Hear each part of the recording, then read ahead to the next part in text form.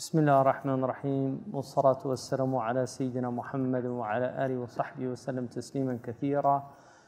اللهم افتح علينا حكمتك وانشر علينا رحمتك يا ذا الجلال والإكرام. اللهم لا علم لنا إلا ما علمتنا إنك أنت العليم الحكيم. اللهم علمنا ما ينفعنا وانفعنا بما علمتنا وزدنا علما. وصلى اللهم على سيدنا محمد وعلى آله وصحبه وسلم تسليما كثيرا والحمد لله رب العالمين ولا حول ولا قوة إلا بالله العلي العظيم. The fifth book is one of the most beneficial for us because it deals with the adab of the student and also of the teacher. And so there are a lot of really important points that he makes. So this is the fifth book that we're entering into, and he's got these 10 branches. So he begins, أَمَّا الْمُتَعَلَّمْ فَآدَابُهُ وَوَظَائِفُهُ الظَّاهِرَةُ كَثِيرَةٌ. Adab is a very important concept in our religion. There's a hadith that there's some weakness in the chain, but the meaning is sound, and all of the ulama have quoted it. It's very commonly quoted in books of knowledge. أَدَّبَنِي رَبِّي فَأَحْسَنَ التَّأْدِيبِ. And ta'deeb, it's a difficult word to translate into English because we don't have an equivalent word. One of the things, when you look up in a dictionary, you'll see, for instance, if you look at a word that you found in a sentence that you didn't know, and you look it up, it will very often say 1, 2, 3, 4, sometimes go up to 10, 15 meanings. And these are the different meanings in the context. Because words, you can have a word that is the same word, but it has several different meanings. And in the Islamic tradition, this goes under logic, and it also is taught in ilm al-wada', which is a unique science that Adad-ud-Din al-Iji actually invented. In fact, Bernard Weiss says it's one of the unique contributions of the Islamic civilization, that science, which is understanding what words mean in their different contexts. And this is one of the major interests of modern philosophy, which is the elusiveness of the meanings of words. And so when you look at a word like adab or adab in the plural, it's a very difficult word to pin down. It has the idea of comportment, and comportment is really how you carry yourself. Portare is to carry, with the way in which you carry yourself. And that was a common word in the 19th century in the English language. In fact, comportment was on 19th century report cards at schools. So you actually had, children were graded based on their comportment, on their adab, on how they behaved. It also has the idea of discipline. And mu'addib is a teacher, but it's also the one who disciplines, yu'addibuni.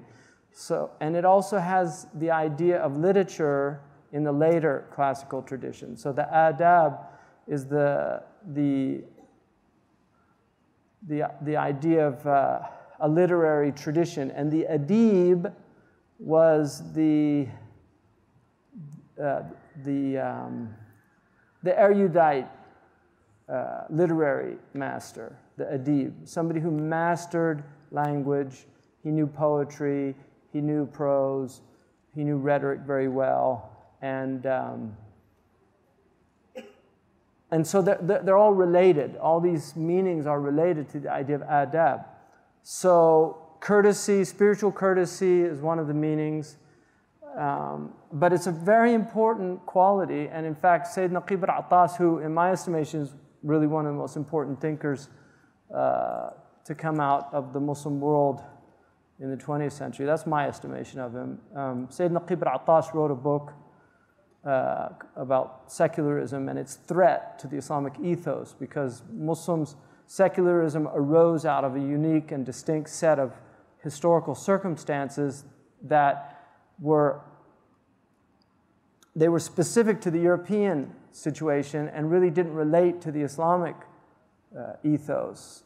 And yet, secularism is now imposed on the world because of the hegemony of the secular culture. And in fact, laicism, which is the French form of secularism, and it's obviously the model that was adopted in Turkey. Laicism is worse than secularism because it has an intense animosity towards religion, whereas secularism wants to marginalize religion, but it still allows religion to play a role in society. So a politician can be religious, can be committed to religion. He can even have views from a religious perspective. Somebody can be a politician in America and be anti-abortion because of his religion, and he can actually campaign based on that, and people will vote for him if they side with him on that issue. Whereas in laicism, you can't. It just excludes religion from the public space. Stephen Carter wrote a book about disbelief, which in our tradition is called kufr, and one of the things that he argued was that secular societies want God reduced to a hobby in the garage, or garage for those from England. Just reduce God to a hobby. You can tinker around with religion, but don't bring it outside of your hobby space at home. So he says that there's a lot of adab that the learner has to have, and also wada'if. Wada'if are those things that you practice on a regular basis. That's why the wird, traditionally a long wird, was called wadifa. It's like an occupation. And in modern Arabic, wadifa means a job. So you say wadifa, wadifati mu'allim or something. And then he says the outward aspects of this are many. وَلَكِنْ تَنْظِمُ تَفَارِعَهَا عَشْرُ جُمَلٍ. But we can organize its branches into 10 statements. The first wadifa, or occupation, of the student of knowledge is تقديم طهارة النفس عن رذائل الأخلاق ومذموم الأوصاف. That they should make the purification of their souls from negative qualities, from vices and attributes. They should make this their priority. So the priority should be to purify yourself. قَدْ أَفْلَحَ مَنْ زَكَّاهَا. And also, يَوْمَ لَا يَنْفَعُ مَالٌ وَلَا بَنُونَ إِلَّا مَنْ أَتَى اللَّهَ بِقَلْبٍ سَلِيمٍ. That on Yawm al-Qiyamah, the only one of benefit is the one who comes to God with a sound heart. Salamat al-qalb means tahir al-qalb. His heart is pure. It's wholesome. Salama is wholesomeness. It's also peace. So it's a heart at peace. It's no longer struggling against its lower self. And so he says that should be the priority.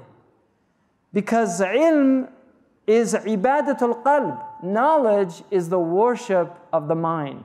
Here he means qalb in the sense of the mind. لَهُمْ قُلُوبٌ لَا يَفْقَهُونَ بِهَا. They have hearts, but they don't understand with them. In other words, understanding is the purpose of the heart. And understanding is what leads to knowledge. And so the fruit of the heart is knowledge. And that's why nurturing the heart is inculcating the virtue of knowledge in the heart. وَصَلَاتُ السِّرِّ. And this is the prayer of the secret, the mystery of the human being. وَقُرْبَةَ إِرْبَاطٍ إِلَى اللَّهِ. And it's the way in which the interior of man draws near to God. And he says, وكما لا تصح الصلاة التي هي وظيفة الجوارح الظاهرة إلا بتطهير الظاهر عن الأحداث والأخباث فكذلك لا تصح عبادة الباطن وعمارة القلب بالعلم إلا بعد طهارته عن خبائث الأخلاق وأنجاس الأوصاف. So he says that just as the outward form of the prayer is unsound if the outward limbs are not doing their appropriate actions, and also you have to be purified outwardly from the ahdath and the akhbath or khabaith. So hopefully everybody did tahara, so you know the hadath and the khabath, because you have to be طاهر من الأحداث ومن الأخباث. So he's saying, just as you have to be pure of those outward things, لا تصح عبادة الباطن وعمارة القلب بالعلم إلا بعد طهارته. So like that, your devotion, your interior devotion, which is really the purpose. The outward is just the form, it's the vessel. But the inward reality is the purpose. It is not sound if it's not pure. From khaba'ith al-akhlaq, right? From the khaba'ith of your character, the foulness of your character, wal ahdath, the hadath, those things that arise occur. Because you have khabath, which is a specific ayn, it's something that's foul, but then you have the hadath, which arises. And so you have both. So when you have bad character, you might not be angry, but when the hadath occurs, you become angry. And that's like the inward of what the outward occurrence of passing wind or urinating or defecating, something like that. So وقال صلى الله عليه وسلم بني الدين على النظافة والنظافة من الإيمان. There are many. والطهور شطر الإيمان. Purification is half of faith. So وهو كذلك باطنا وظاهرا. And this is the reality. Inwardly and outwardly, purification is the essence of this religion. Islam was built on purity. And so this is the foundation. وقال الله تعالى إنما المشركون نجس. That the mushrikun are impure.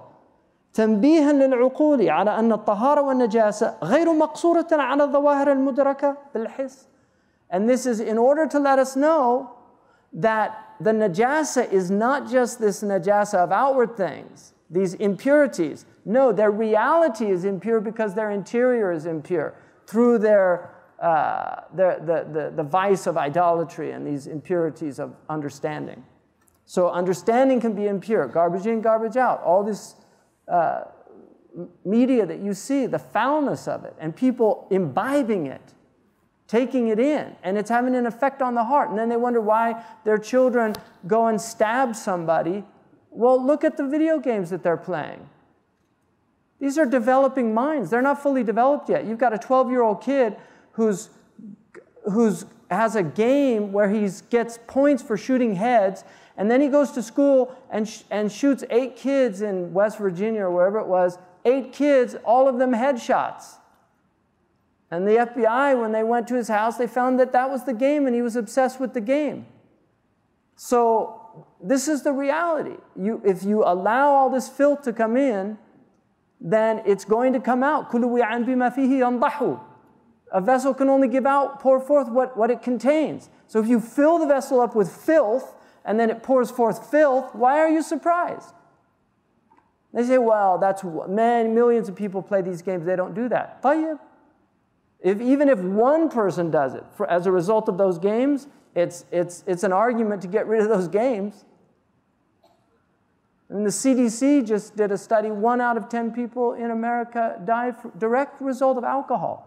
Suppressed study. They didn't even put it in the major newspapers. 1 out of 10. You know, decimation, to decimate means to kill 1 out of 10.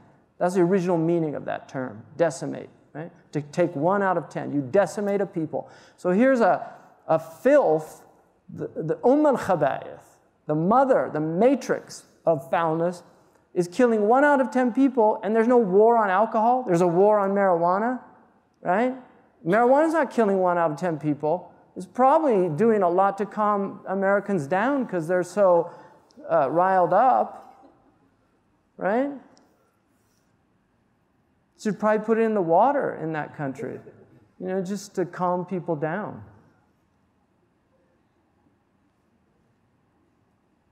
It's a murqid, you know, in Sharia. It's like, it's a soporific, you know, it's one of those things that, I mean, the ulama talked about the difference between alcohol and marijuana.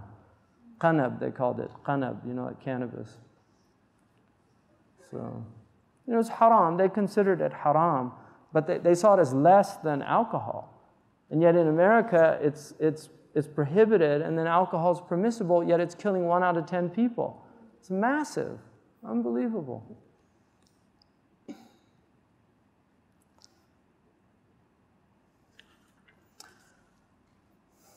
And then he says, he quotes a hadith from the Prophet ﷺ, لا تدخل الملائكة بيتا فيه كلب. And in a riwayah it says بيت فيه كلب وصورة, a dog or an image. And the surah is not a picture, because it meant like a statue, something that had ab'ad. It cast a shadow, and it had,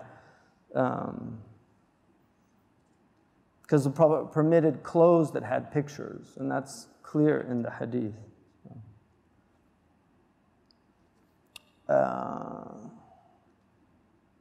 So he said, what does he say? وَالْقَلْبُ بَيْتٌ هُوَ مَنْزِلُ الْمَلَائِكَةِ وَمَهْبِطُ أَثَرِهِمْ وَمَحَلُّ إِسْتِقْرَارِهِمْ.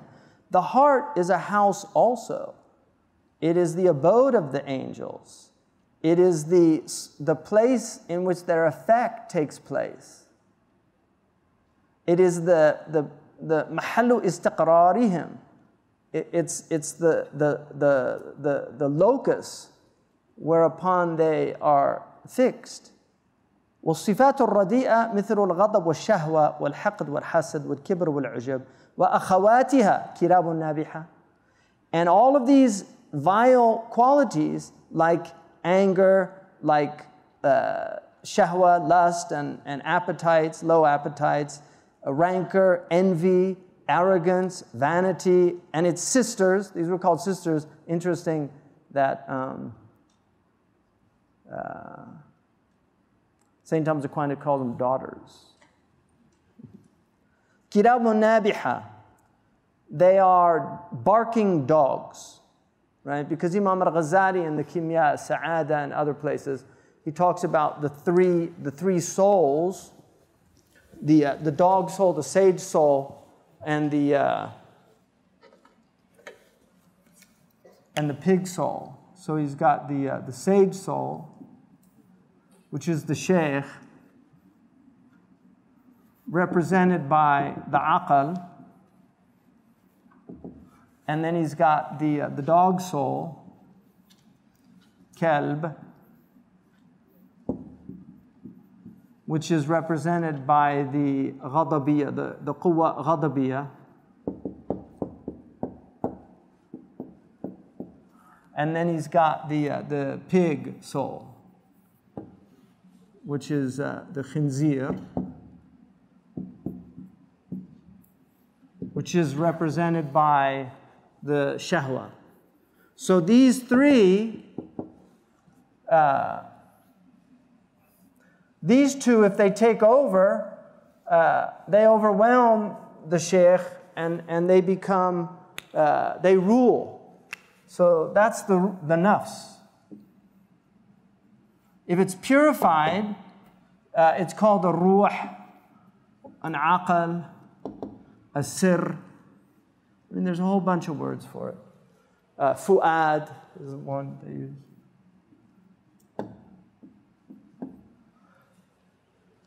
So what he's saying is that the angels don't enter a house that has dog in it. And he's saying that one of the meanings, and he doesn't negate the outward meaning. In fact, it's very important because he says, وَلَسْتُ أَقُولُ الْمُرَادْ بِلَفْظِ الْبَيْتِ هُوَ الْقَلْبِ وَبِالْكَلْبِ هُوَ الْغَضَبِ وَالصِّفَاتِ الْمَذْمُومَةِ لَكِنِّي أَقُولُ هُوَ تَنْبِيهٌ عَلَيْهِ. I'm not saying that the hadith means this, because that's the way the Batiniya people go, esoterics. They negate the outward meaning and they assert some esoteric interpretation. What he's saying is, this is an extension, that we can derive this meaning from it, that the heart is a house, it's an abode of knowledge. It's also the place of lammatul malak. It's the angelic inspiration occurs in the heart. If the heart is being ruled by the dog and the pig, then the angels aren't going to go in, because it's not a place of tahara, it's a place of akhbath. And so that means that the angelic inspiration won't be there. You'll either be angry or you'll be lustful.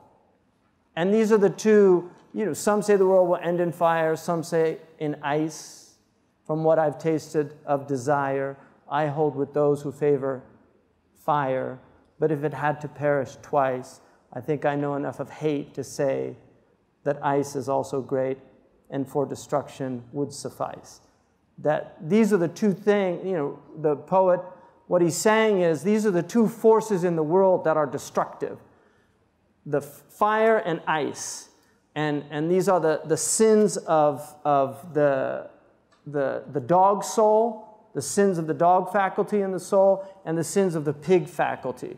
So the pig faculty, the shahwa, is fire. It's passion, it's heat. The dog soul is cold, it's ice, it's hatred, it's anger. So these are the cold sins and the hot sins. The cold sins in our tradition are worse than the hot sins. The sins of pride, of anger, of envy, of hatred. These are really, and this is the source of so much suffering in the world. The hot sins are also very destructive. They burn things up. Hate tears it down with a sledgehammer, but fire burns it down.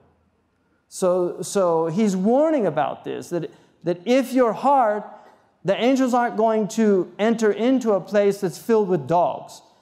And the light of knowledge, God only thrust it into the heart by way of the angels. وَمَا كَانَ لِبَشَرٍ أَن يُكَلِّمُهُ اللَّهُ إِلَّا وَحْيًا أَوْ مِنْ وَرَاءِ حِجَابٍ أَوْ يُرْسِلَ رَسُولًا. It only comes through wahi, which is revelation, or behind a veil, the kashf that comes, or he sends an angel. And we believe in angelic inspiration. The Prophet ﷺ said when he told Hassan ibn Thabit, the great poet of Medina, he told him, ahju, criticize him with your poetry. In other words, the mushrikeen. Criticize him with your poetry, because they used to write poems against the Prophet, so Hassan would write poems in response, the war of poetry. And so the Prophet said, وَأَيَّدَكَ اللَّهُ بِرُوحِ الْقُدُسِ, and may Allah strengthen you with the Holy Spirit. In other words, inspire you with the angelic force so that your poetry comes from an inspired source. And just like you have demonically inspired people, I mean, some of these comedians and some of these, you watch them and it's clear. I mean, these guys, where are those words coming from? Where are they coming from? Seriously, where are they coming from? Because they're powerful, some of these guys, right? And you listen to them and they're doing some invocation. It's just the wrong kind, right? I mean, just listen to one of their rants when they start going.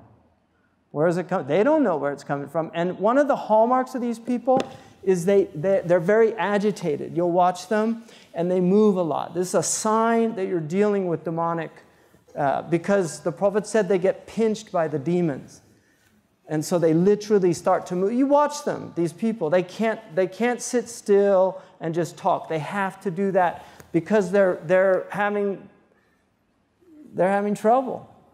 Shaitan doesn't give them sakina, and it makes them very troubled. They end up like killing themselves and things. A lot of these people, they suffer, but they make deals and, it's not on the dotted line in blood. It's a long series of negotiations, right? You compromise your conscience a little bit. You give a little bit each time till before you know it, you don't have any values anymore, right?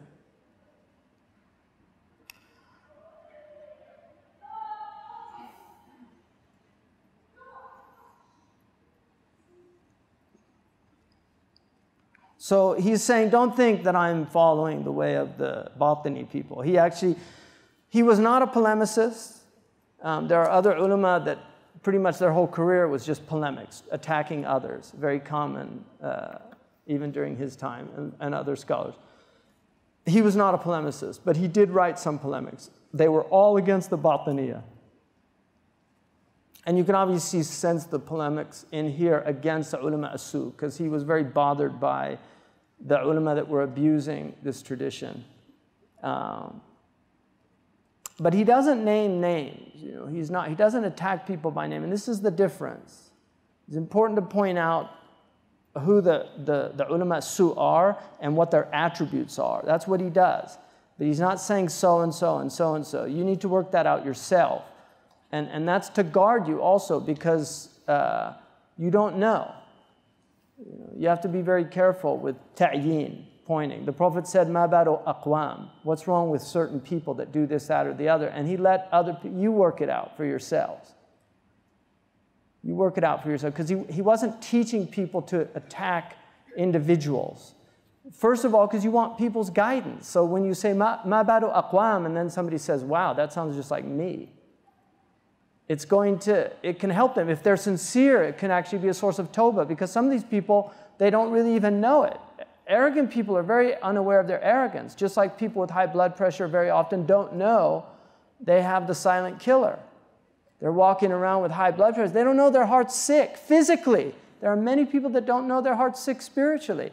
But if you start telling them, I mean, I had somebody came to me once and told me that, he hated me and this and that and other. He apologized and everything. But he said that he read this thing about purification of the heart, and he just said he could see himself in all the diseases, right?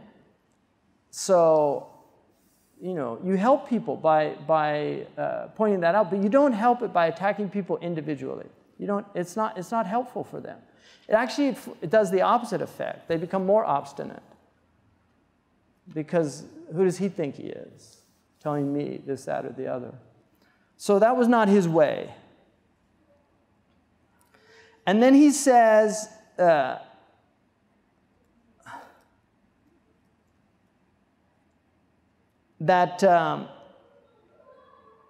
said that the dog was not blameworthy because of its form. It's blameworthy because of its aggressive nature. Obviously, I'll just mention this here, because the Arabs of the desert had dogs, and the Prophet permitted that. And he also, it's permissible, according to the fuqaha, to have a dog as a guard dog in your house. If you live in places where there's a lot of crime or there's fear, then it's permissible to have a dog. But, and then dog people like shepherds and things like that. We went to a house the other day, they had sheep, and they had these amazing Turkish dogs, sheep dogs. So a dog is actually a beautiful animal. It's a creature of God. Allah subhanahu wa ta'ala permitted consuming the food of dogs that they capture. So if a dog kills, if it's a mu'allam, that's what, in fact, that's one of the arguments. They say even the dog that is given the knowledge of how to hunt is elevated in the Quran. That's how precious knowledge is. So even the dog that has knowledge gets elevated in the Quran. We also know the dog of the Ashab al-Kahf is honored in the Quran. And there's, in the tafsirs, they say it's animal of paradise. And unfortunately, there's a lot of cruelty to dogs in the Muslim world, which is unfortunate. There were dogs that were very, very vicious in Mecca, and they had kalab, they had rabies. They used to come down from the mountains, and many of the hadiths referred to those dogs specifically. But the Prophet did not like dogs in the house, but we know that Aisha had a puppy dog in the house, and that's when he was told that the dog should be kept outside. So even in the house of the Prophet, there was a puppy dog. The Prophet treated animals very well. He did not have any cruelty towards animals. He respected animals as signs of God. Even the pig, according to the Maliki madhab, is tahir. It's not considered najas. Imam Malik doesn't consider the dog or the pig najas.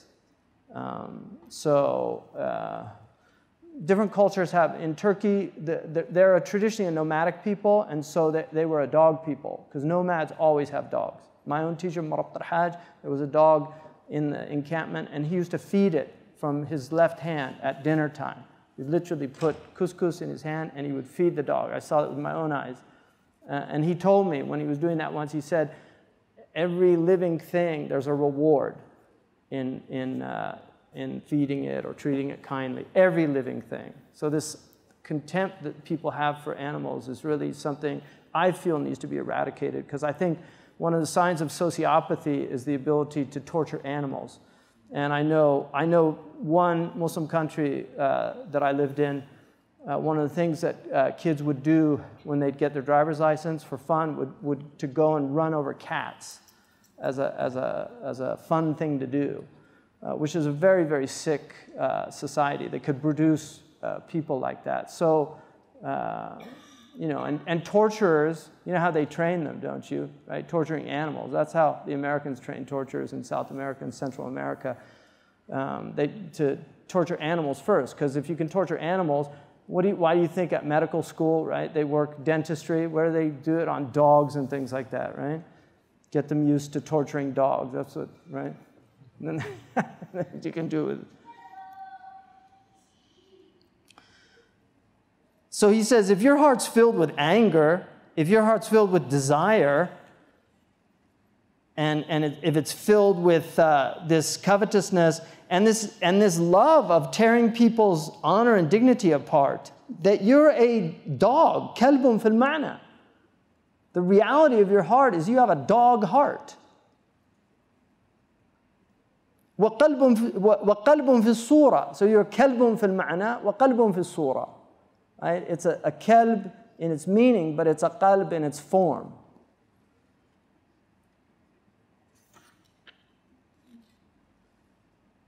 And he said that people are raised in their spiritual form, not in their physical form. So there's people that are raised, he says, as a dog, kalban dariyan, like a vicious dog, and some as a wolf. And the mutakabbir comes, this is a hadith sahih, the mutakabbir comes in the form of an ant, and people will like step on it. It's nothing. And then the seeker of riyasa in the form of a lion. This is, there's a very interesting book. It's one of my favorite books. And really it should be translated, but people should read it. It's called Siraj al-Muluk by Abu Bakr al-Tortoshi. It really changed your perspective on governments and on rulers, and it's very interesting. And he was a very righteous, pious scholar. He was a teacher of Qadi Abu Bakr ibn al-Arabi. And Sidi Ahmed Zarruq mentions, because his opinion was that cheese was not permitted if it came from European countries, which is not a dominant opinion, but that was his opinion. And Sidi Ahmed Zarruq said,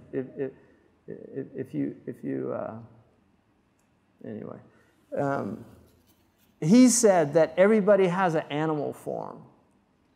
And he said that he said scholars that are very filled with pride, they're peacocks. Just like you have the peacock spread its feather, the feathers. So he said that's their reality. And God gave the peacock the ugliest feet in creation. So if they would just humble themselves and look down, they would see that they really shouldn't be bragging so much. But he said that there's a certain type of person, he said, that just loves to argue. And they will always argue. They're just going to argue. And you know these people. Maybe you're one of them. But they have to get in an argument with you. They're never going to not... Within a few minutes, it's going to be an argument. And it's a disease, But he says that their animal form is a donkey. Because they're just stubborn by nature.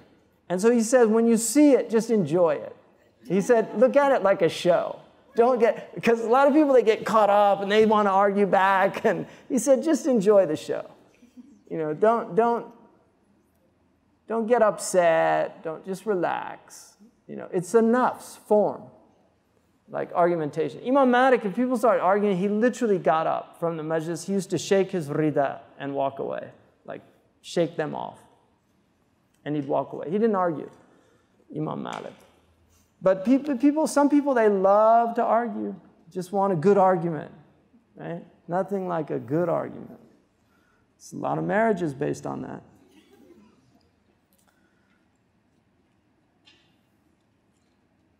I've told you 1,000 times. Indeed you have. You're acting just like your mother. How dare you say that? I don't know why I ever married you. I'm wondering that too. Right? They do it with a little more energy than I'm doing it right now. But you know the script. These are scripts, right? Seriously, and they're replicated all over the place. That's what films are all based on. It's just scripts, you know, just scripts. So you can erase those tapes if you want to. It just takes work. You know, you can't just click the button, erase. You know, you actually have to get the eraser out, the spiritual eraser. And it's like, you know how you have something written there and it's really hard to erase? It takes a while. But if you keep at it, keep doing it, that's called dhikr. Right? That's the eraser God gave us. Right? Just keep erasing it. And eventually those scripts will go and they'll be replaced with, you know, in fact, I saw a Sudanese man mention that. He said, you know, people complain about their wives, but he said a nagging wife is actually a great blessing if you understand it. He said, first of all, they'll keep you in a state of dhikr. Because they go on and on, you'll be like, La hawla wa la quwwata illa billah. Subhanallah. Astaghfirullah. La ilaha illallah, right? That's what he said. So he said, just do the dhikr, right? And this goes for the ladies if they have one of those men too. And then he said, you'll stay slim because you won't want to eat their food. He said you'll visit your relatives more because anything to get out of the house. You know? So he said that there can be benefits as well. Yeah. So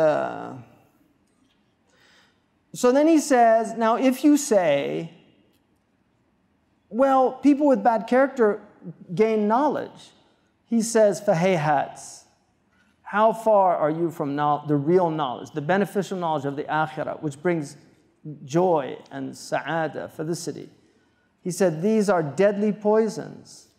And he said, do you think gaining a poison with it, despite the knowledge, is still not going to kill you? And he said, إنما الذي تسمعه من المترسمين. That's what he calls them. حديث ترقفوه يريدونه بألسنتهم مرة ويرددونه بقلوبهم أخرى وليس ذلك من العلم في شيء. قال ابن مسعود, and this is also on Malik, ليس العلم بكثرة الرواية وإنما العلم نور يقذف في القلب. So he says, this is what you see from the mutarassimin, the formalists, people that are with the rusum, shallow people, they're shallow scholars. They have the outward of knowledge. This is a hadith that they've usurped. ترقفوه يريدونه بألسنتهم. They relate it with their tongues. And other times it will move about in their hearts. But he said, but it's not knowledge. He said, Ibn Mas'ud radiallahu anhu said, knowledge is not having a lot of narrations. Knowledge is a light that's thrust into the heart. And then some of them said, knowledge is awe of Allah. And those who have awe of God are the ulama. And this is an ishara, an indication at the fruits of knowledge, what true knowledge is.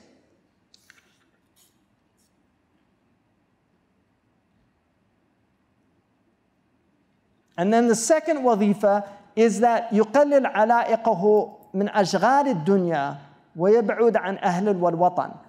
That the second occupation that the student of knowledge should be in, that he should diminish any attachments to preoccupations of this world and distance himself from family and country. And this is the tradition of rihla, which was what this was named after, is that traditionally people would set out, they would leave the ma'luf, what they were accustomed to, and they would enter into another place so that they could be free of the local attachments. One of the criminal aspects of the American criminal justice system, and that's what they call it, a criminal justice system. I mean, isn't that interesting? Like, why is the adjective there? That's very interesting, because the adjective is what qualifies the substantive. So the adjective is criminal for the justice system. It's very odd. It should, I mean, you would think it would be like the justice system for criminals, but it's not. It's called the criminal justice system. But put that in Orwell's pipe, right? So in that criminal justice system, one of the things that they do with these poor parolees is they have to go back to the place where they committed the crime. So that's like sending a man with malaria after you've treated him back to the malarial swamp. And these poor people, they go back and suddenly, hey man, you want a hit? You know, he's just out of prison. He's been off drugs for the last 2 years. And some guy, hey, you know, hey Louis, where you been, man? Come here. Yeah, the first one's free. That's what they always do, right? Get them addicted.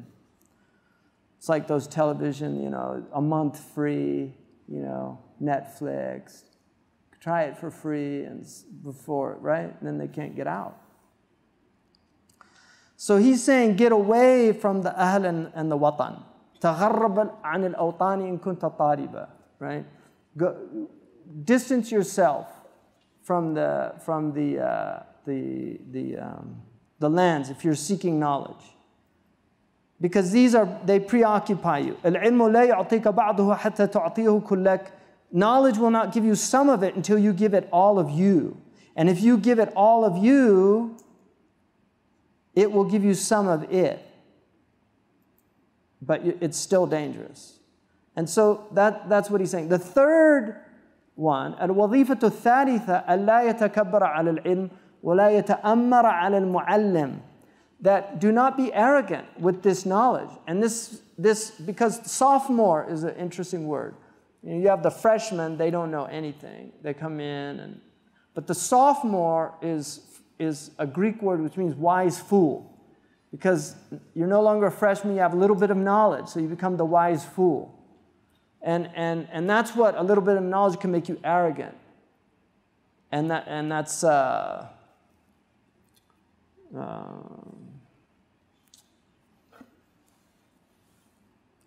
little bit of learning is a dangerous thing. So drink deep from or taste not the Pyrean spring, right? How's it go? You know that one? Sheikh. That a little bit of learning is dangerous. So drink deeply, right? Because shallow draughts intoxicate the brain, and drinking deeply restore us once again. You know that if you take a little bit of knowledge, you get intoxicated with it, drunk with thinking that you know something. So he's saying, he's warning about that. And then, وَلَا يَتَأَمَّرَ عَلَى الْمُعَلِّمِ. Don't become imperious with your teacher. Don't be rude. Don't be arrogant. And you might know more than him about something. The Arabs say, يُوجَدُ فِي النَّهْرِ مَا لَا يُوجَدُ فِي الْبَحْرِ. You'll find in rivers what you don't find in oceans sometimes. So you might know something, or they might make a mistake and you recognize the mistake. So he's warning about that. And he says, بَلْ يُلْقِي إِلَيْهِ زِمَامَ أَمْرِهِ بِالْكُلِّيَّةِ فِي كُلِّ تَفْصِيلٍ وَيُذْعِنُ لِنُصْحِهِ إِذْعَانَ الْمَرِيضِ الْجَاهِلِ لِلطَّبِيبِ الْمُشْفِقِ الْحَاذِقِ. So he should يُذْعِنُ لِنُصْحِهِ. Id'an is docility. He should be docile. Now, isn't it interesting that docile comes from docere, to learn. So a docile person literally means teachable in English. In other words, when you're malleable, when you're humble, then you can learn. But if you're arrogant, if you're full of yourself, if you come with that attitude, then you're not going to learn. So he said it's necessary to be humble before your teacher and to يطلب الثواب والشرف بخدمته. Sha'bi said, Zayd ibn Thabit prayed a funeral prayer. فَقُرِّبَتْ إِلَيْهِ بَغْلَتُهُ لِيَرْكَبَهَا. And so his mule was brought to him so he could ride it, and Ibn Abbas took the reins. And Zayd said, خَلِّ عَنْهُ يَا بِنْ عَمِّي رَسُولِ اللَّهِ. Don't do that. Zayd ibn Thabit was a great scholar. And Ibn Abbas took that and he said, oh, cousin of the Messenger of God, leave that alone. And Ibn Abbas said, هَكَذَا أُمِرْنَا أَن نَفْعَلَ بِالْعُلَمَاءِ وَالْكُبَرَاءِ. No, this is what we were commanded to do with scholars and with the great amongst us. فَقَبَّلَ زَيْدْ بْنُ ثَابِتْ يَدَهُ. And so Zayd kissed his hand and said, هكذا أمرنا نفعل بأهل بيت نبينا صلى الله عليه وسلم. This is what we were commanded to do with the family of the Prophet صلى الله عليه وسلم. Look at the adab between these two people. فقال صلى الله عليه وسلم ليس من أخلاق المؤمن التملق إلا في طلب العلم. It is not from the character of the believer to have adulation. Tamalluq is usually flattery, mutamallaq, somebody who obsequious or flatters people. But it could also, it has the idea of just, to hold somebody in high esteem, but it's really a negative term in Arabic. So what the Prophet ﷺ is saying, this is negative except in relation to the student and teacher relationship. It's not negative in that case. فَلَا يَنْبَغِي لِلطَّالِبِ أَنْ يَتَكَبَّرَ عَلَى الْمُعَلَّمِ. A student should never be arrogant with his teacher. وَمِنْ تَكَبُّرِهِ عَلَى الْمُعَلَّمِ أَنْ يَسْتَنْكِفَ مِنَ الْإِسْتِفَادَةِ إِلَّا مِنَ الْمَرْمُوقِينَ الْمَشْهُورِينَ. And from the arrogance of a student is that they refuse to learn except from notables. They don't want to sit with the humble. They don't want to sit with a teacher maybe that is not well known. That's a sign of arrogance. If somebody has a knowledge, you should benefit from that knowledge, even if you think that they're not a notable person. And the same goes for the scholars. Somebody might know something that they don't know. They shouldn't be ashamed to go to them. And he said, وَهَذَا عَيْنُ الْحَمَاقَةِ. This is the essence of stupidity. فَإِنَّ الْعِلْمَ سَبَبُ النَّجَاةِ وَالسَّعَادَةِ. Because knowledge is the reason for his salvation and felicity. And whoever flees from that, and he says, so look at the one who's fleeing from a dangerous lion who's about to eat him. Does he differentiate between somebody famous or somebody not so well known to save him? No, don't save me. Nobody knows who you are. Right? No, so he's saying, look at it that way. And he said that the danger of ignorance is worse than the danger of a dangerous lion. Because the dangerous lion can only destroy your body, but the danger of ignorance can destroy your soul.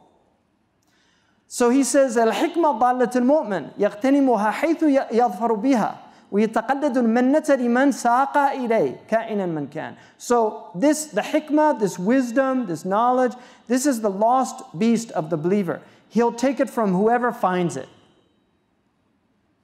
And he said, whoever brings it to him. العلم حرب للفتى المتعالي كالسيل حرب للمكان العالي. And he quotes the poet who says, knowledge is a war for the young man who's haughty, just as the flood is a war for a high place. Right? So knowledge is like an ocean, and if you're not humble, it's like a flood that'll just wipe you out. فَلَا يُنَالُ الْعِلْمِ إِلَّا بِالتَّوَاضُعِ وَإِلْقَاءِ السَّمْعِ.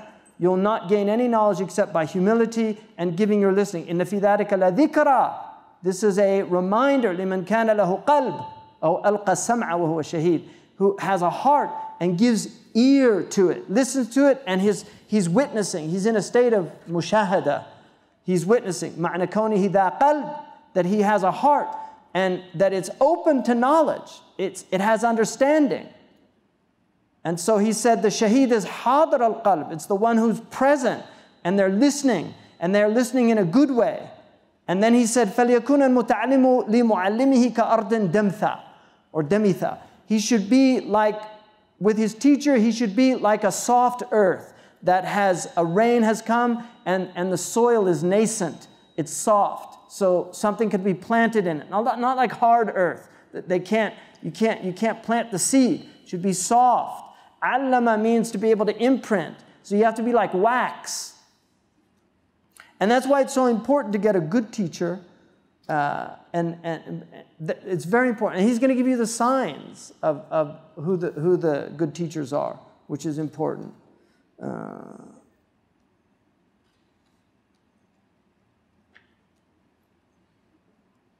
And he said, and be careful of considering what your teacher is doing as a mistake or something like that, because he has or she has the expertise that you might not understand. Just like a doctor might treat a patient with heat who's suffering from a fever. So he says, the doctor has knowledge that you might not have. وَقَدْ نَبَّهَ اللَّهُ تَعَالَى بِقِصَّةِ الْخَضْرِ وَمُوسَى. And Allah pointed this out in the story of Khidr and Musa. What did Al-Khidr say to him? إِنَّكَ لَن تَسْتَطِيعِ مَعِي صَبْرًا. You won't be able to be patient with me. وَكَيْفَ تَصْبِرُ عَلَى مَنْ لَمْ تُحِطْ بِهِ خُبْرًا. How will you be patient about something you don't really understand? So what did he? ثُمَّ شَرَطَ عَلَيْهِ السُّكُوتُ وَتَسْلِيمُ. فَإِنِ اتَّبَعْتَنِي فَلَا تَسْأَلْنِي عَنْ شَيْءٍ حَتَّى أُحْدِثَ لَكَ مِنْهُ ذِكْرًا. And so he said, he put on a condition to be quiet and to be resigned. That was his condition. If you want to follow me, don't ask me about what I'm doing until I tell you about it. ثم لم يصبر ولم يزال في مرادته إلى أن كان ذلك سبب فراق ما بينهما. So he wasn't patient and he kept going against him until it ended up that they separated. So in summation, كل متعلم استبق لنفسه رأيا واختيارا وراء اختيار المعلم فاحكم عليه بالإخفاق والخسران. So if you see a student who thinks he knows better than his teacher and chooses his opinion over his, then just consider him already failed. فإن قلت, and if you say, see, he preempts your disagreement with him. فإن قلت فقد قال الله تعالى فاسألوا أهل الذكر إن كنتم لا تعلمون. But Allah says, ask the people of knowledge. You're telling us not to ask them? And Allah says, ask the people of knowledge if you don't know. فالسؤال مأمور به. That is a question. فالسؤال مأمور به. And so he's saying, and so they say, so the question, we're commanded to ask questions. فَعَلَمْ, no. أنه كذلك, that's true. ولكن فيما يأذن المعلم في السؤال عنه. But those are the things that the teacher asks. Do you have a question? فإن السؤال عما لم تبلغ رتبتك إلى فهمه مذموم. Because asking a question that you're not ready to get the answer for is blameworthy. Khalil al-Farahidi, right? Al-Khalil al-Farahidi, the great grammarian. He was once in a gathering and a man asked him a question. He looked at the man asked him a question, and then أطرق رأسه مليا. He lowered his for a little bit of time. And the man said, Subhanallah, afhamtu Khalila. This man said, oh, I stumped Khalil, right? Ifham is like, you shut them up. And Khalil raised his head and he said, you know, when I looked at you, I realized that question was over your head, let alone the answer. But given that you ista'jalt, that you hastened, I was attempting to find an appropriate response for you. But because you hastened it, I'll tell you something. There's four types of people. عالم ويدري أنه عالم فتعلموا منه. A scholar who knows he knows, so learn from him. وعالم لا يدري أنه عالم فنبهوه وتعلموا منه. And a scholar who doesn't know he knows, so remind him and then learn from him. Like Sheikh Abdullah al-Qadi, for those who know him. You have to remind him that he knows something because he has genuine humility. And who am I? I don't have anything to say. And he really means it. This is the way he looks at himself. So those people, you have to remind them. No, you have responsibility, this and that. And then he said, وَجَاهِلٌ يَدْرِي أَنَّهُ جَاهِلٌ فَهَذَا مُتَعَلِّمٌ فَعَلِّمُوهُ. And an ignorant person who knows he's ignorant, and that's a student, so teach him. وَجَاهِلٌ لَا يَدْرِي أَنَّهُ جَاهِلٌ فَهَذَا he said, هذا like أحمق, it's like a fool. فَاجْتَنِبُوهُ. He said, and an ignorant person who doesn't know he's ignorant, this is compounded ignorance, and this is a fool, so avoid him, right? So those are the four people. You have to figure out which one you're in. And they call that jahal murakkab, which is compounded ignorance. So فَاسْأَلُوا أَهْلَ الذِّكْرِ إِن كُنتُمْ لَا تَعْلَمُونَ.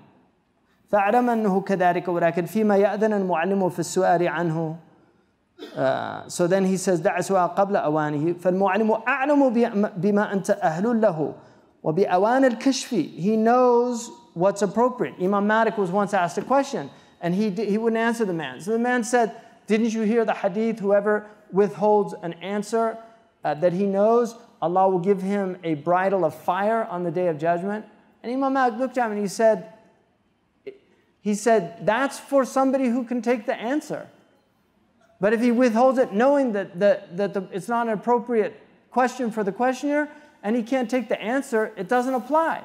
And that's the wisdom of somebody who knows. وَاتَّقُوا فِرَاسَةَ الْمُؤْمِنِ فَإِنَّهُ يَنْظُرُ بِنُورِ اللَّهِ. You have to beware of the inner sight of a believer because he looks with the light of God. You know, the believer has firasa. And so sometimes you know, but it's a type of arrogance. And he will talk about that a little later. He said that Ali radiallahu anhu said, إن من حق العالم لا تكثر عليه بالسؤال. It's the right of a scholar that people don't ask too many questions. ولا تعنته في الجواب. And don't give him a hard time about the answer. ولا تلح عليه إذا كسل. And if he's not, if he appears to be lazy about something, don't keep ilhah. Like ilhah is just to be relentless in your asking. وَلَا تَأْخُذَ بِثَوْبِهِ إِذَا نَهَض. Don't grab his robe if he's getting up. Like, hey, hold on. وَلَا تُفْشِيَ لَهُ سِرًّا. Don't spread some secret that you might know about him. وَلَا تَغْتَابَنَّ عِنْدَهُ أَحَدًا. Don't backbite in front of him. وَلَا تَطُبَنَّ عَثْرَتُهُ. Don't look for his faults, because trust me, any teacher has faults. If you look for them, you're going to find them.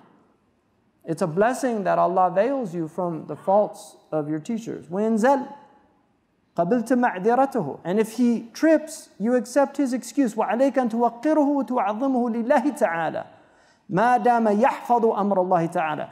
And you should show him respect, and تُعَظِّمُهُ is really to hold him in high esteem, as long as he's following the amr of Allah. وَلَا تَجْلِسْ أَمَامُهُ. Don't sit in front of them. وَإِن كَانَتْ لَهُ حَاجَةٌ سَبَقْتَ الْقَوْمَ إِلَى خِدْمَتِهِ.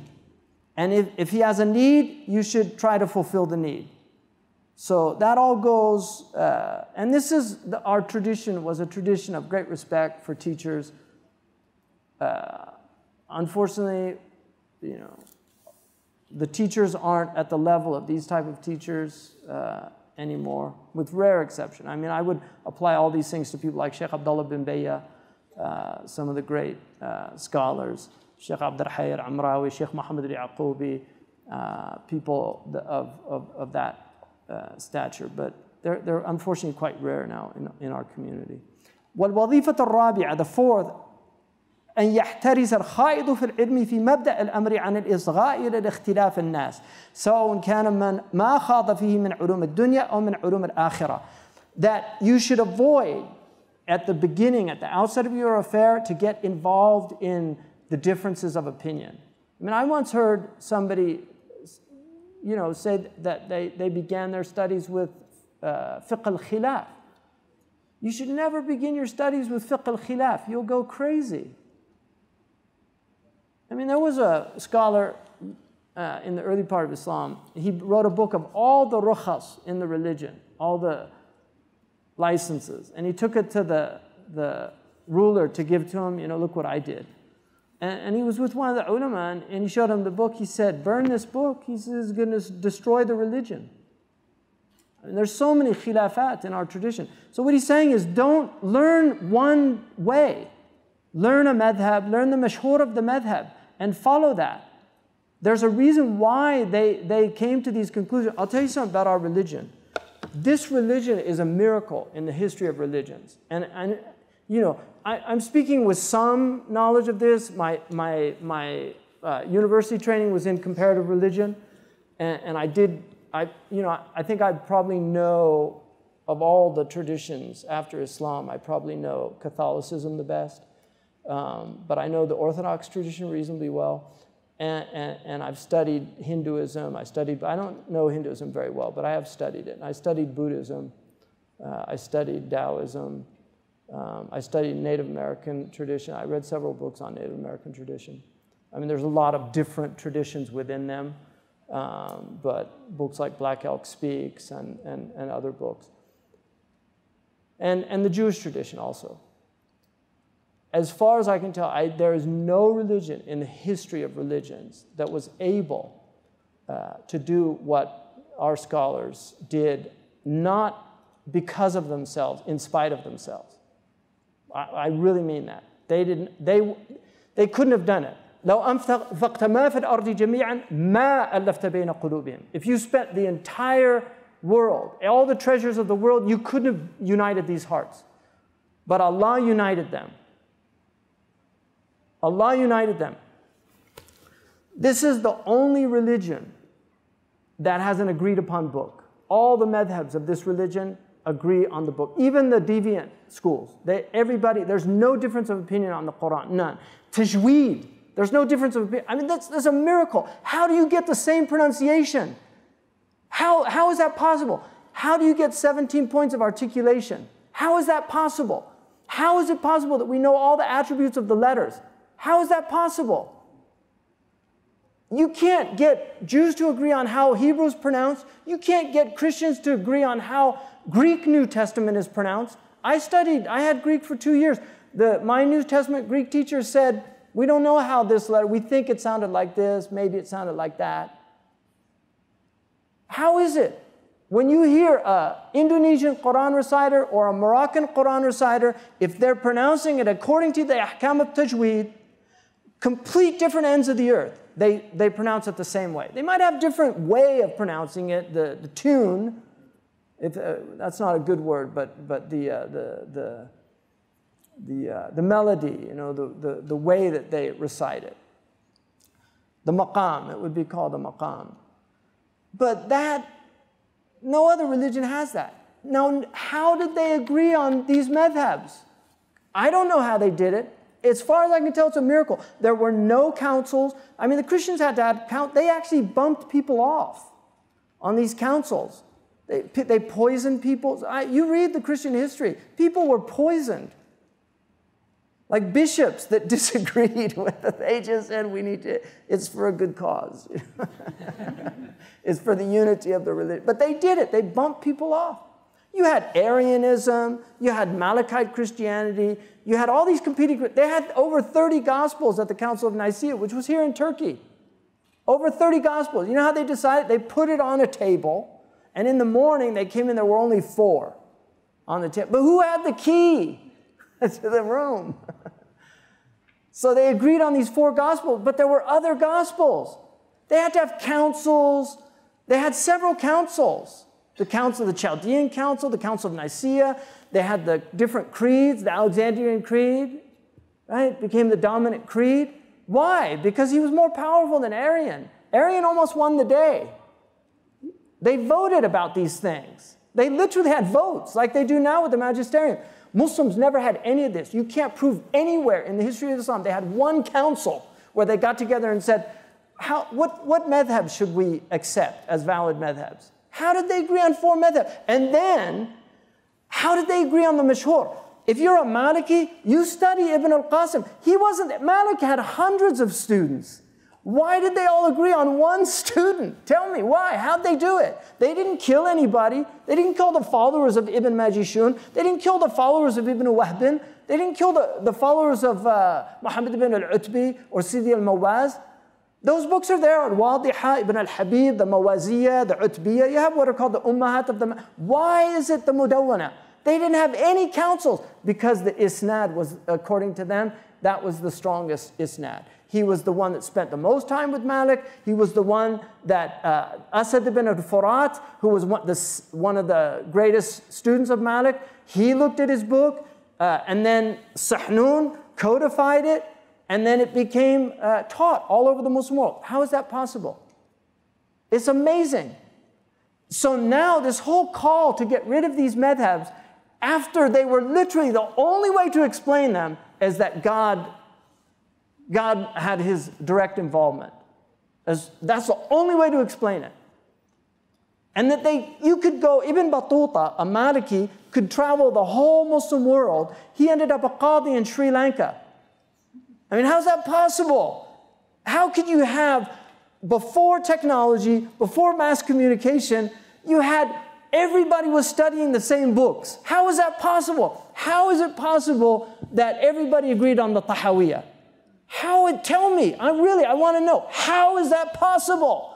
No government said you have to follow the Tahawiyah. When they went to Malik, Mansuri said, we want to make the Muwatta the official book of Islam. Don't make it the official book of Islam. After the Quran, he said the Sahaba spread out in the Ummah. Don't force. That became the standard. No empire ever forced people. The Ottomans respected the other madhabs. They could have wiped the madhabs out and made Hanafi the only madhab. They could have wiped the aqaid out. Even the Ash'aris that became the dominant aqidah under the Seljuks, they didn't wipe the Athariyin out. They didn't wipe them out. They stayed. They're still here. They still have their asanid. Their books are still taught. It's a miracle of this religion. And so throwing this away, that's what he's saying. Be careful. Learn what, before you start questioning these people, before you start, learn. Because these things were not arrived at fortuitously. There's providential care in the preservation of this religion. There is providential care. The miracle of Arabic grammar is a miracle. The Europeans don't have an English dictionary until the 18th century. There is no dictionary. We don't have a dictionary from Shakespeare's time. The Muslims had dictionaries in the first 100 years. But the words were preserved orally. They went around, this great Al-Asma'i, this is a genius Arab. He spent his entire life going to the Arab tribes. What does this word mean? When you say this, what do you mean by this? And he wrote everything down. It's a miracle. Who inspired them? Who inspired them to do that? To find out, because they wanted to preserve this religion, preserve every meaning of these words. This is an amazing thing. And we should have more himmah to try to learn these things. Really. Look at what they did with their life. They expended their life and energy for the preservation of this knowledge. And here we have it. It's all there. And everybody's playing Nintendo. My God. What an ungrateful lot we are. Really. Unbelievable.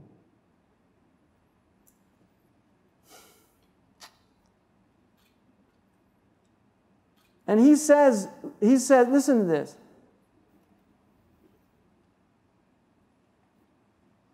If you have a teacher who's teaching you a lot of different opinions, beware of him. Look what he says. فَلْيَحْذَرْ مِنْهُ فَإِنَّ إِضَلَّالَهُ أَكْثَرُ مِنْ إِرْشَادِهِ. His leading you astray is more than his guiding you. He said, and blind people can't lead blind people. And the beginner should avoid all these doubtful matters, just like you avoid somebody who's new in Islam from spending time with disbelievers, because he's new in Islam. So you want to get him out of that company, because they're going to say, oh, why'd you do that? And try to put doubt in his mind until he has a strength. And he said, just like the qawi, somebody who's strong, they can go and talk to disbelievers because they're strong. He said they're encouraged to do that. And he said, just like you don't take somebody who's weak and decrepit and put them in the army and put them in the front lines.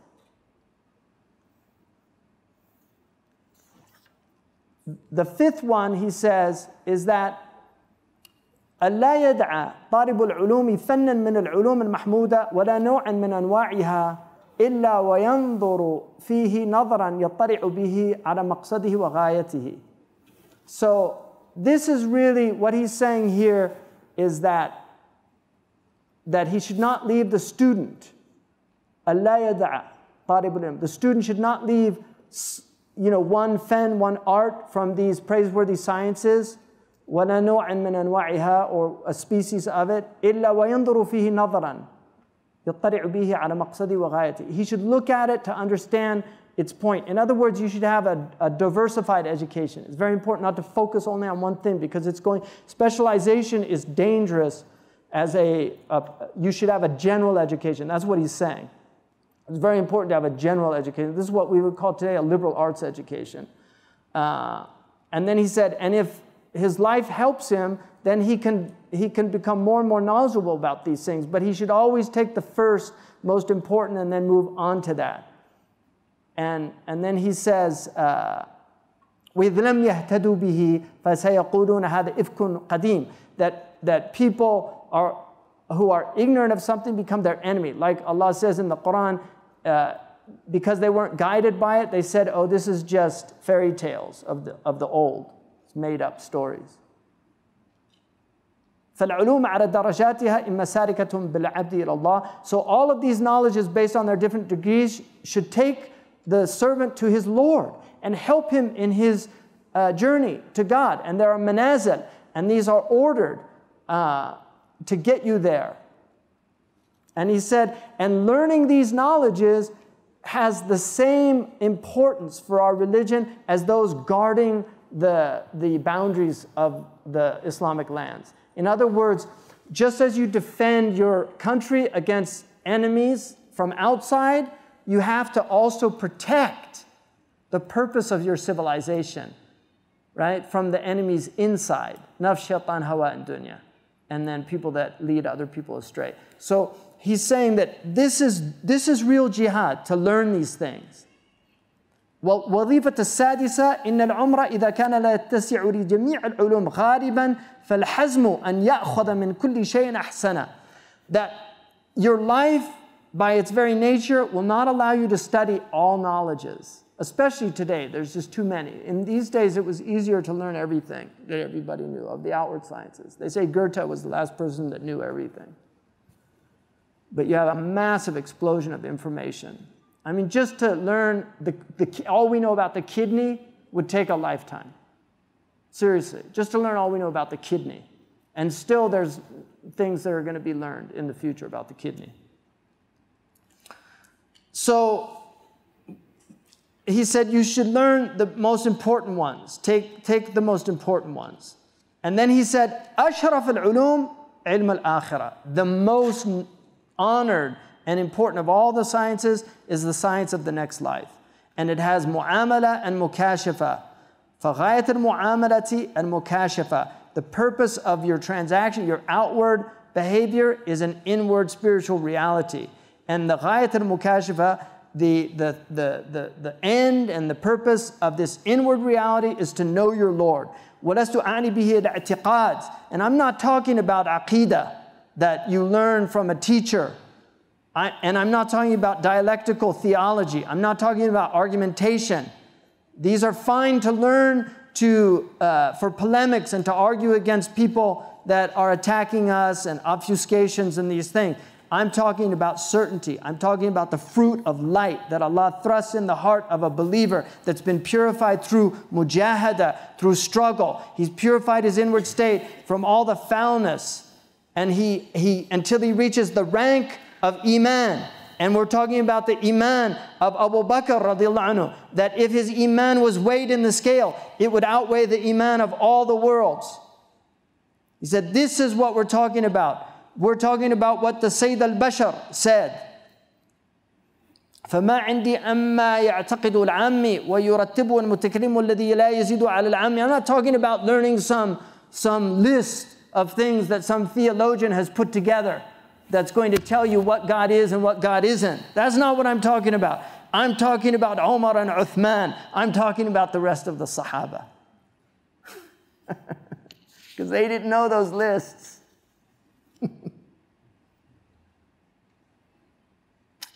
The Prophet ﷺ said Abu Bakr's Iman was because of a secret that God put in his chest. والعجب ممن يسمع مثل هذه الأقوال من صاحب الشرع صلوات الله عليه وسلامه ثم يزدري ما يسمعه على وفقه ويزعم أنه من ترهات الصوفية. He said, so how bizarre it is when people hear a hadith like that from our messenger and they have contempt for the things that they hear like that and claim these are just from the fabrications of the Sufis. فينبغي أن تتئد في هذا الأمر. Go slowly in this affair. فعنده ضيعت رأس المال, because you can lose the capital, the whole purpose of this. وكن حريصا على معرفة ذلك السر. Be serious about knowing this secret that is not with the fuqaha and the mutakallimin. The jurists don't have it, and the theologians don't have it. And the only thing that's going to get you there is your seriousness in seeking it. فعلى الجملة أشرف العلوم وغايتها معرفة الله عز وجل. The most honorable of all knowledges is the knowledge of God. This is an ocean that you will never get to the bottom of. And these are the extreme ranks of the human being. And the highest of it is the rank of the prophets, and then of the awliya, and then those who come closest to them.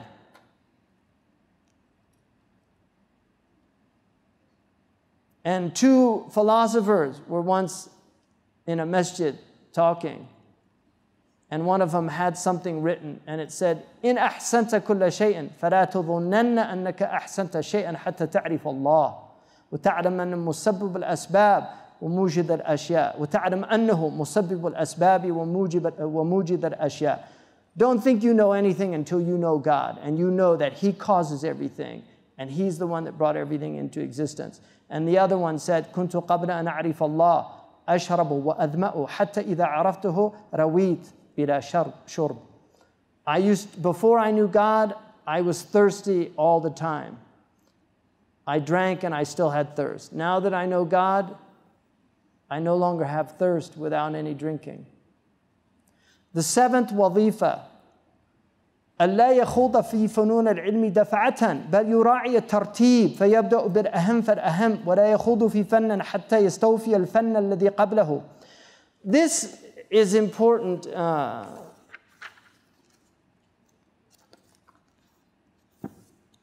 My time's up, so I'm going to stop there, because we're going to finish, inshallah. Bidnillah. Bidnillah. I'm hoping. Pray. So I'll stop there on the 7th, because that's an important one to know. Will you please repeat the first responsibility of the student? Right? That you have to purify your heart. That should be the reason that you're seeking knowledge, is to purify your heart. How does one know they have become arrogant with their knowledge? There's signs He gives them, and we'll get to that. That's the toughest read for people that teach and things like that. It's also the biggest section, right? The dangers of knowledge. And it's very easy to become arrogant. Intellectual arrogance is very common. Academia, it's rife.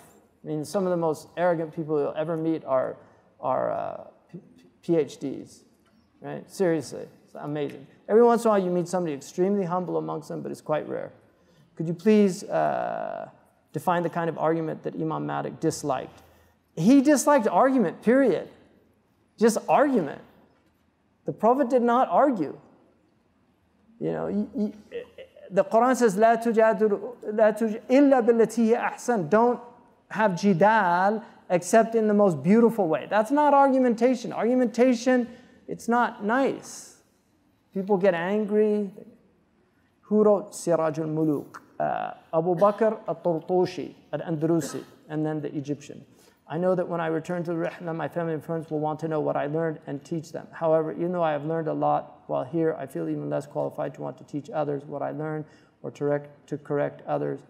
What suggestions do you have for that? Inshallah, I'll deal with that later. What is your nasiha for Muslim teachers who are teaching today's youth? Many of these children are unable to reach their potential as they're overwhelmed by technology. Adab is dead. Adab is definitely not, it's really hard to find it. And when you get to the adab that they're talking about, is very subtle. I mean, you know, Imam Nawawi, his teacher used to invite him. This is his favorite student. His teacher used to invite him to come eat with him, and he would always beg for an excuse. Just, please, a'dirni. And so the teacher asked one of the other students, find out why he doesn't want to come have dinner with me. And they asked Imam Nawawi, and he said, it would pain me greatly if I took a piece of food that his eye had reached before my hand.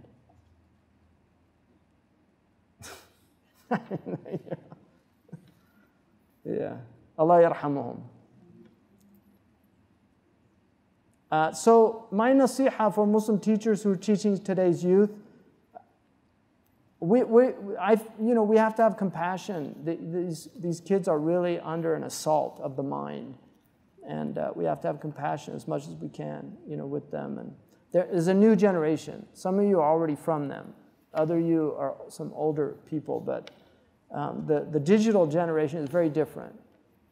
I mean, I've been teaching now for over 20 years, and I see a real difference just in the young people. So that's a tough one. If someone wants to pursue Islamic studies, would you recommend them to get married, or is it better to hold off to avoid preoccupations? It depends on if it's traditionally they didn't recommend getting married. Many of the scholars never got married. There's a book Abdul Fattah Abu Ghudda wrote on the ulama al-uzzab, the bachelor scholars. One of them was Imam Nawawi. He never married. Ibn Taymiyyah never married. So marriage is half the deen, and the Prophet ﷺ, his way is the way of marriage. Ahmad ibn Hanbal, when his wife died, he got married immediately because he said he didn't want to be not practicing the sunnah. And trust me, that's a totally sincere statement from him, radiyallahu anhu. He didn't want to be without a wife because the place of a spouse in Islam is very strong. So it's difficult to study and marry. It's better to focus. Co-ed education makes it really problematic because and this was a big debate for us at Zaytuna, because people are going to, polarity necessitates. If you spend a lot of time with people of the opposite sex, if you're healthy, you're going to be attracted to certain people. There's chemistry. It's just in human nature. And so people fall in love, and then ishq is a real problem.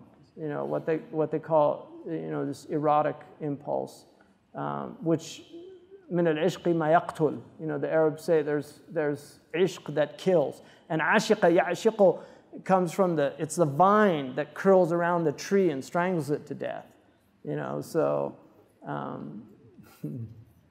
It's interesting, the vine is, in the traditional hierarchy of being, it's the highest of all the plants because it has motility, it moves, the vine. That's why you see that motif in a lot of masjids. You'll see the vine motif. It was an honored plant. And so the ishq is that desire. The plant has that desire to go and search for whatever it's searching for, God knows. So what is the best way to gain beneficial knowledge from Western universities where professors are pushing secular, Eurocentric, Orientalist concepts? I'm against going to Western universities for students that have not been, had a pretty solid foundation in Islamic knowledge. I think they're very powerful. I've been through the university system. I did doctoral studies at UC Berkeley, which is, I think, #1 public university. And I had in my university, even at State, when I was at State, I had some really good teachers. I had some very decent people, but there were also some really aggressive secularists that just don't like religion. And because I was in philosophy and religious studies, I was taking philosophy and religious studies courses. And some of them, they're sophists, and critical theory is very dangerous. Like I'm very concerned about the amount of critical theory that has been imbibed by our young people. Because if you go to Western universities, in any of the social sciences, you're dealing with critical theory. It has taken over the university system. It's rooted in Marxism. Marxism is rooted in Greek materialism. Hegelian dialectic and all that, but Marx did his PhD on Greek materialism. Greek materialism are all the people Socrates was crushing. So Socrates and Plato, who dealt with materialism very powerfully, they held sway in the West for a few thousand years, but their reign is long over. And today it's the reign of the materialists. They do not believe in a spiritual soul. They don't believe in essential nature. They don't believe that there's an essential female nature, an essential male nature. They believe in the fluidity of the mind and neuroplasticity, that people can float in and out, that we're all really bisexual. We just don't know it. I mean, these are a lot of the beliefs that are the beliefs that you'll find in a lot of these people. I think in Western sciences, in terms of the physics, biological sciences, medical sciences, with the caveat that allopathic medicine is one form of medicine. If you want to read an interesting book about that, you can read about Rockefeller's influence on chemical medicine. I mean, he gave Johns Hopkins over $100 million to basically support allopathic medicine, even though his own physician was a homeopath. There's no money in homeopathic medicine. It's just cheap. But, you know, how did we get this dominant medical model that now reigns supreme all over the world? And it's controlled by pharmaceutical companies. It's not to say there's not a lot of good in it. There is, and I believe that. There's a lot of good in allopathic medicine. But there's a lot of harm in it, and it's not the only model out there. And Chinese medicine has been around for thousands of years. I would argue that it's probably from a prophetic tradition. It certainly has elements that sound very from within that tradition, but it works. I mean, I know that acupuncture and the Chinese herb, it works. It's effective. And Chinese doctors that are good at practicing it, they see its effectiveness all the time. They see its effectiveness in a lot of diseases. And they can deal with diseases that allopathic medicine can't deal with. They can treat things like asthma, they can treat eczema without suppressing the symptoms. But because there's not a lot of money in herbs, they're called orphan drugs. So you don't get people that study those things. But for medicine, I think there's some use if you keep an open mind. I mean, the single most important thing for health is diet and exercise. And doctors learn very little about diet and exercise. I mean, they don't study nutrition. And we know, I mean, people can be, heart disease is reversible.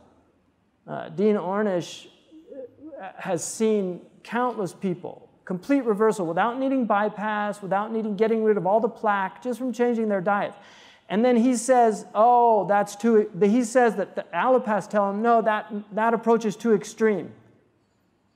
It's too extreme to change your diet. You can't expect Americans, these bovine people that can't resist a McDonald's, you can't expect them to change their diet. But it's not extreme to take a saw and literally split their sternum and then with forceps open it up, take their heart out, you know, rip off the veins and take an artery from the leg, right, and sew it onto the heart and then put it back in. That's not extreme. That's a moderate approach to heart disease, whereas changing their diet is extreme. Subhanallah.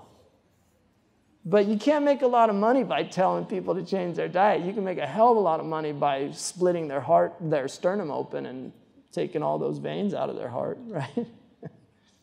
And even the bypass, they know it doesn't extend life. You know, really. It gets rid of the pain for a little while, but then usually it comes back. It's amazing.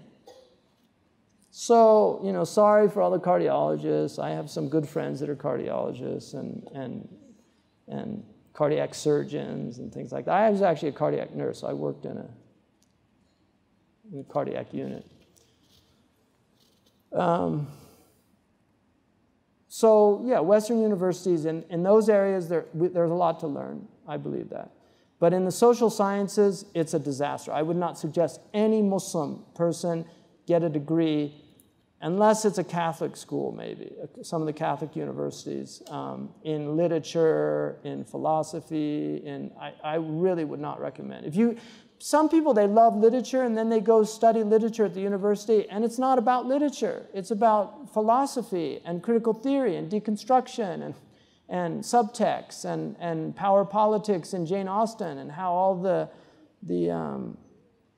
maids and the butlers are invisible people, and the aristocracy are these evildoers and things like that. So there's definitely some truth to that, but it's not the whole truth and nothing but the truth. Anyway, so that's my advice. We need to make our own universities. Wallahi. And that's why we started that, because it's like, why don't we have the Christians have their own university, the Jews have their own university. We invented the university, for God's sake. We invented it. The Muslims invented the university. Read The Rise of Colleges by the Christian scholar. We invented the university. We invented all these, the rigor of academia. We invented academic rigor. There's no academic rigor in the West. We invented this, our tradition. We, I mean the Ummah. Who are we? We haven't done anything, right? We make good baklava, let's face it. Come on. We make good carpets. We still have some good calligraphers. We're good at blowing up things. They used to call people like Saifuddin, the sword of the religion, and Shamsuddin, the son of the religion. We just have to stop doing that. We should call them Mil'aqatuddin, the spoon of the religion, Shawkatuddin, the fork of the religion, because we're great eaters, Yeah, Ramadan, it's like people, they eat more in Ramadan in the Muslim world than any other time of the year. It's amazing. They eat more. They stay up all night eating, watching musalsalat on TV. And why are these shayateen? They put the best TV programs all year long in Ramadan. Why do they do that? Really, why do they do that? Just to make sure you do social control. You don't want people going to the masjid every night and suddenly maybe actually having changes of heart and getting spiritual awakenings, and then suddenly they get spiritual awakening, they start reading the Quran, and then they read all those verses about how things should be, right? And then they look around and see how they are, get angry. And then instead of going and doing the real work, they pick up rocks and throw them at people and stuff. So anyway, my time's up. Long time ago. I apologize. Allah yubarak fikum. Subhanakallahumma bihamdika ashhadu an la ilaha illa anta astaghfiruka wa atubu ilayk.